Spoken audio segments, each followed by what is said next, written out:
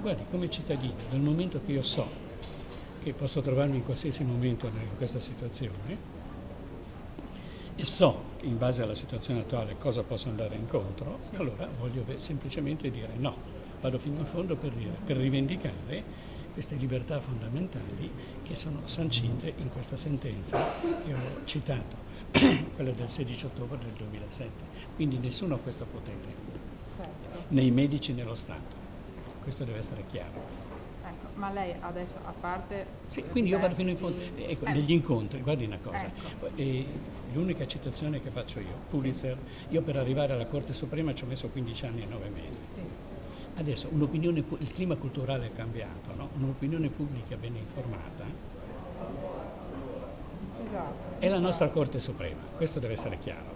Ecco, quello che io sto facendo negli incontri è informare, perché un'opinione pubblica ben informata, come l'ho già detto, è la nostra Corte Suprema, senza dover attendere 15 anni e 9 mesi. E ci abbiamo anche questa sentenza.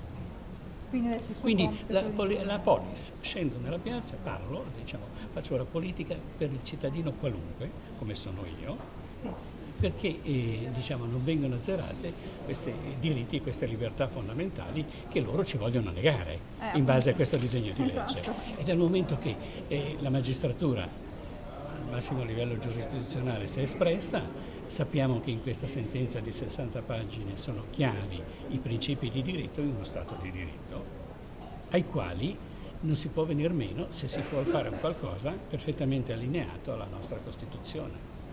Non c'è verso. Senta, questo nuovo caso che sta venendo fuori, forse anche il marito l'ha chiamata, mi pareva che il signor Peter è olandese che abita a Scorzè, ha una moglie, la moglie che si chiama Anna.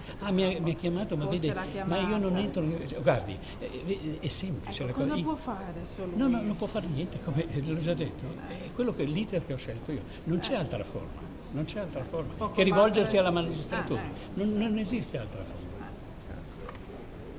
Io invece quello che sto studiando, assieme alla curatrice speciale, di vedere intanto che non arriva questo disegno di legge, dico una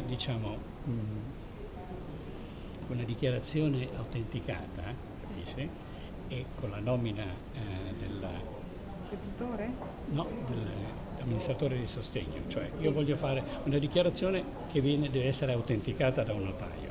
Faccio questa dichiarazione, cioè la dichiarazione praticamente dico quello che voglio e quello che non voglio per quanto riguarda le terapie e le cure, perché dal momento, vede, io prima avevo, come si dice, percepito il pericolo, adesso ho le prove, quindi io sono l'unico che posso dire che dal gennaio del 92 al maggio del 2010 tutto quello che viene avvocato contro, sempre in questa dichiarazione autenticata, dice non le prendo in considerazione, non posso dare un senso. Lei ha fatto questa dichiarazione? No, stiamo mettendo a punto con il curatore speciale, la Franca Alessio, di dire una dichiarazione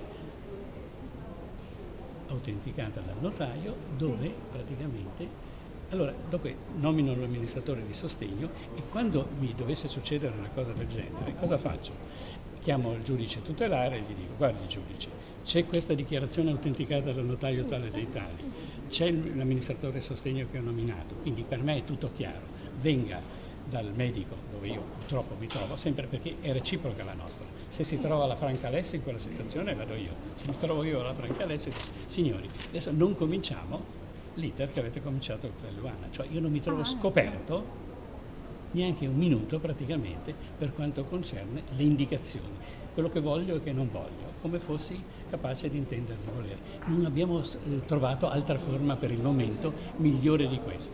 Scrittura privata autenticata, nomina dell'amministratore di sostegno e giudice tutelare.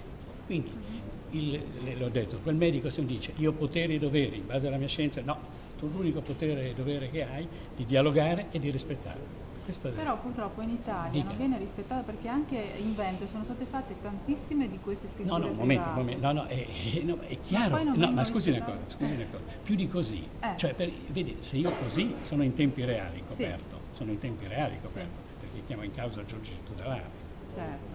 Per il momento non ci sono altre forme, secondo me, ma che agiscano, perché altrimenti se io ho fatto semplicemente una dichiarazione delle direttive anticipate è un po' troppo poco, devo rivolgermi alla magistratura. In questo caso io guadagno tempo, perché mi misura. Ecco, questo secondo noi, almeno stiamo tentando, se qualcuno ci dà qualche idea migliore, perché il problema di fondo per me è di non rimanere scoperto neanche un minuto nel dialogo medico, perché io ho visto quello che è successo all'Eluana, come l'ho già detto.